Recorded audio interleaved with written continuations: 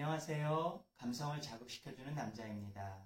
오늘 제가 여러분에게 소개할 책은 한국인보다 한국을 더 사랑한 윌리엄 해밀턴 쇼입니다.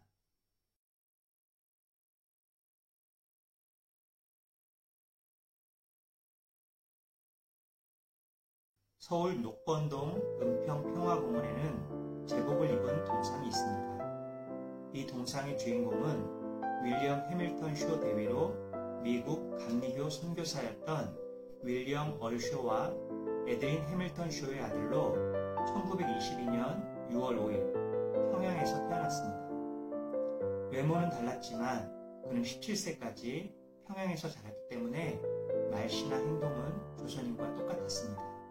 쇼 대위의 아버지 얼쇼 선교사는 제1차 세계대전 때 미 육군 의무병으로 자원 입대해 유럽 전투에 참전하기도 했는데요. 원래 보스턴 채플 교목으로 사역하다가 국가의 부름을 받았던 얼쇼는 의무 하사에서 군목으로 임명을 받게 됩니다.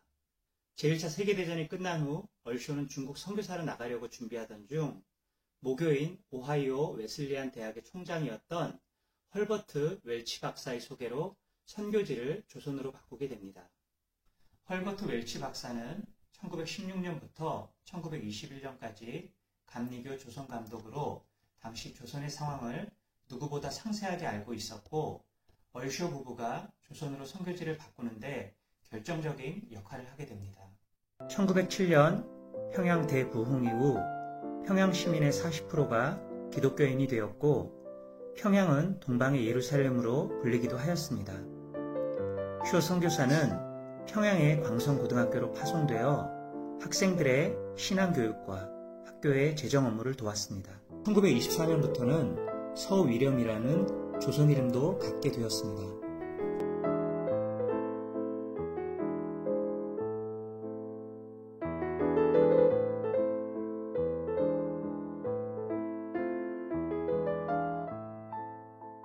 이 함정은 1944년 6월 감행된 연합군의 노르망디 상륙작전을 앞두고 1944년 1월에 유럽 해협에 출동하여 독일군의 함대 이동 상황과 해안 정찰 등 특수임무를 수행하는 활동을 했습니다. 1944년 6월 6일 노르망디 상륙작전이 성공한 후 18일째 되는 날 연합군 총사령관이었던 아이젠하우어 장군과 클라크 대장을 비롯한 VIP들은 노르망디 해안에 상륙하기 위해 군함에서 PT-518 함정으로 옮겨 탔습니다. 이때 쇼 소위는 PT-518 함정을 직접 운전해 그들을 상륙시키는 작전을 성공적으로 완수하게 됩니다. 세계 2차 대전을 승리한 후 빌 쇼는 1945년 9월 중위로 진급했습니다. 아버지 서위렴 선교사는 세계 제1차 대전에 의무병으로 참전하였다가 연합군이 승리하면서 군목으로 진급을 했고 아들은 세계 제2차 대전에 참전하여 역사적인 임무를 마치고 미국 정부가 수여한 퍼플 허트 메달과 2차 대전 승전 메달을 가슴에 달고 해군 중위로 진급하면서 고국에 돌아오게 되었습니다. 서위렴 선교사 가족은 대를 이어 세계대전에 참전하고 조국을 위해 충성한 사람들이었던 것입니다.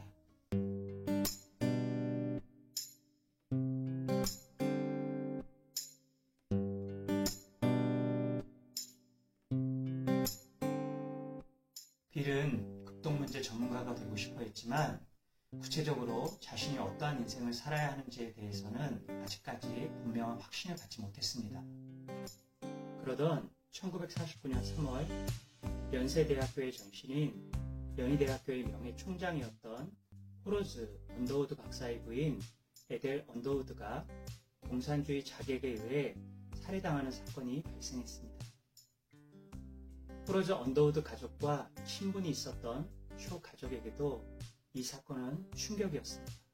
에델 언더우드 대신 한국에 파견할 선교사 4명을 더 뽑을 계획이라는 사실을 아버지로부터 들은 빌 쇼는 아버지, 저도 그 중에 한 사람이 되겠노라고 말했습니다. 한국에 선교사로 가겠노라고 자신의 진로를 정한 빌 쇼는 하버드 대학에서 석사, 박사를 취득하고 한국의 선교사로 돌아와 연희대학교, 지금의 연세대학교 전신인 연희대학교에서 선교사, 교수로 봉사하기로 결심하고 구체적인 준비를 하기로 마음먹었습니다. 하버드에 가서 극동 문제를 좀 더 체계적이고 학문적인 연구를 성취하여 한국인들을 돕고 한국인들을 위하여 봉사하는 삶을 살아야겠다고 구체적인 인생의 목표를 갖게 된 것입니다. 1950년 2월 서위름 선교사는 한국으로 돌아오고 빌은 가족과 함께 하버드 대학원에서 석사 과정을 밟기 위해 매사추세츠로 갔습니다. 그리고 6월 달에는 이스트 브렌트리 감리교회에 학생 목사로 임명되어 한국 전쟁에 참전할 때까지 약 한 달간 사역을 하게 되는데 빌쇼 가족은 이때 생활적으로도 안정적이고 행복한 시간을 보내게 됩니다. 하지만 행복한 순간도 잠시 빌쇼는 라디오를 통해 한국에서 전쟁이 일어났다는 소식을 듣게 되었습니다. 나는 한국에서 태어나서 한국에서 17살 될 때까지 살았다. 미 해군에서 제대하고 한국 해양경비대 사관학교 교관으로 ECA 관리로 신생 한국의 탄생을 위해 어제까지 일해왔다. 나는 앞으로 한국에 가서 선교사로 봉사할 예정이다. 부모님들은 한국에서 30년간 선교사로 일해왔다. 지금도 한국에서 한국인을 위해 위험한 전쟁터에서 군목으로 일하고 있다. 미군 중에서 나보다 한국말을 잘하는 사람은 별로 없다. 한국의 해양 경비 상황이나 해안을 나보다 더 잘하는 사람은 없다. 지뢰를 매설하고 제거하는 작업을 나보다 잘하는 사람도 없다.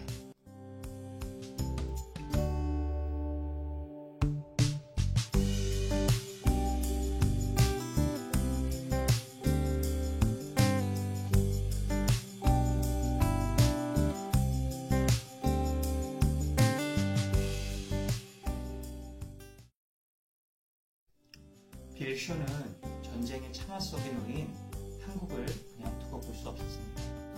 그래서 한국 전쟁에 참여하기로 마음먹고 아버지 서위령 선교사에게 편지를 보냈습니다. 미군 중에서 한국어를 할 수 있고 군사 정보 업무를 수행할 수 있는 사람은 호로즈 언더우드와 저뿐인데 호로즈 언더우드는 지금 한국에 있습니다. 저는 지금 한국이 위기 상황에 놓여 있을 때 저의 지식과 경험을 갖고 한국을 도와야 한다는 확신을 갖고 있습니다. 저는 앞으로 한국에 가서 선교사로 봉사할 계획을 세워놓고 있는데 지금 한국을 돕지 않고 기다리면서 대신 다른 사람들이 한국인을 위해 희생하고 우리를 위해 희생한 다음 평화가 이루어지고 난 다음 우리가 한국에 제일 먼저 달려가 선교사가 된다는 것은 아주 공정치 못한 일이라고 생각합니다.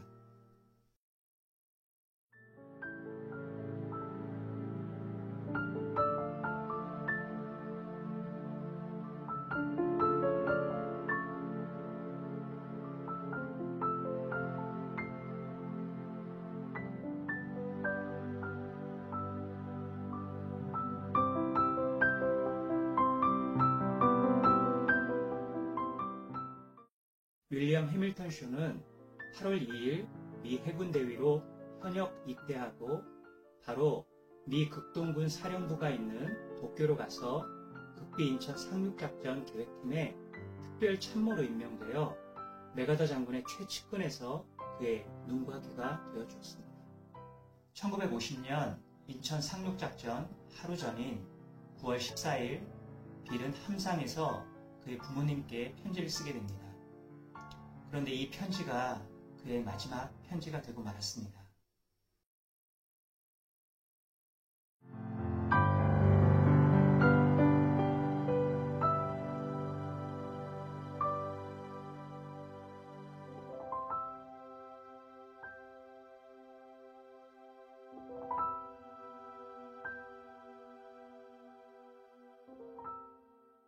다음 날 1950년 9월 15일 인천 상륙작전이 수행되었고 빌과 호로즈 언더우드는 기함 맥킨리 함상에서 메가더 장군과 스트러블 제독과 함께 있었습니다.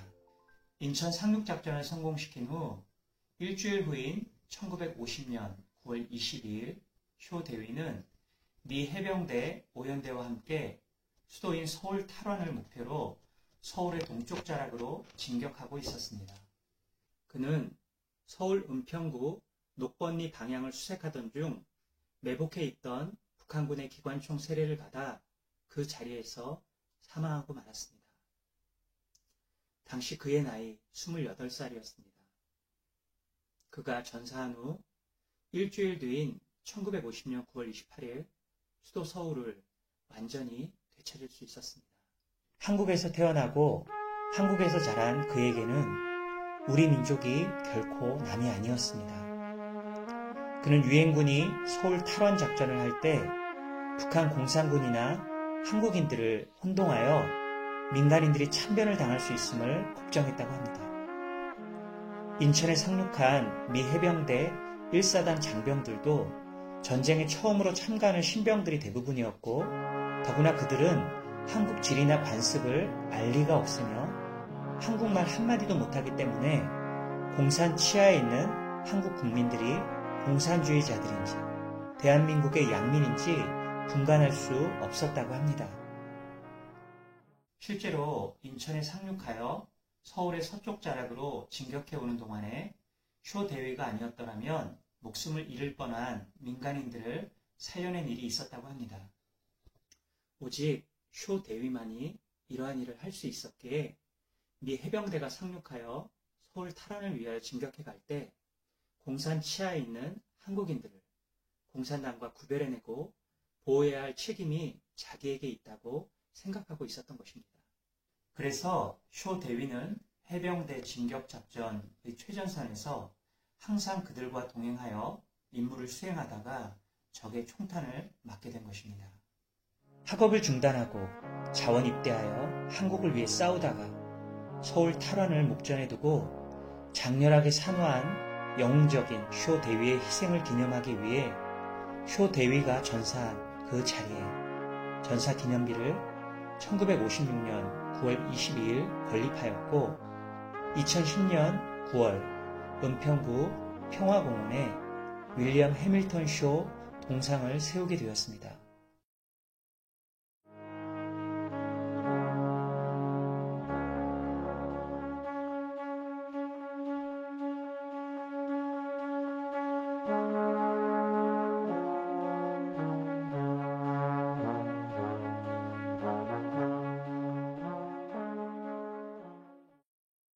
한국 전쟁 후 서일영 선교사 부부는 대전에 살면서 감리교 대전신학원의 이사로 신학교수로 학생들의 많은 존경을 받았습니다.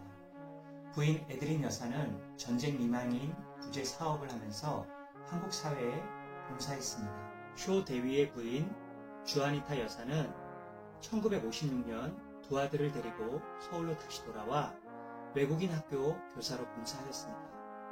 1963년에는 이화여대 사회학과 교수로 재직하면서 세브란스 병원에 의료사회봉사과를 신설하여 사회봉사 활동에 적극적으로 참여하면서 한국인을 돕는 데 앞장섰습니다.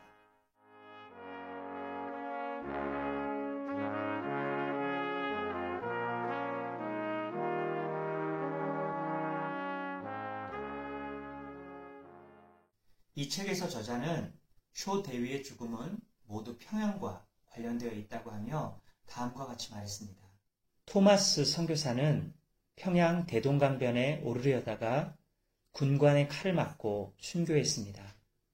그리고 제임스 홀 선교사는 평양 사람을 위해 일하다가 평양에서 병을 얻어 순교했습니다.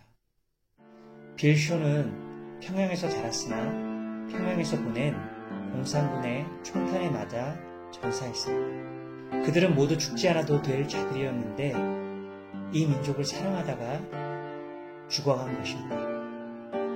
쇼 대위는 전쟁에 참가하지 않아도 되었지만 스스로 이 전쟁에 참가했으며 수도 탈환의 감격을 맛보기 직전에 우리 동족의 손에 처참히 살해를 당한 것입니다. 그는 이 전쟁을 외면했어도 되었는데 외면하지 못했습니다.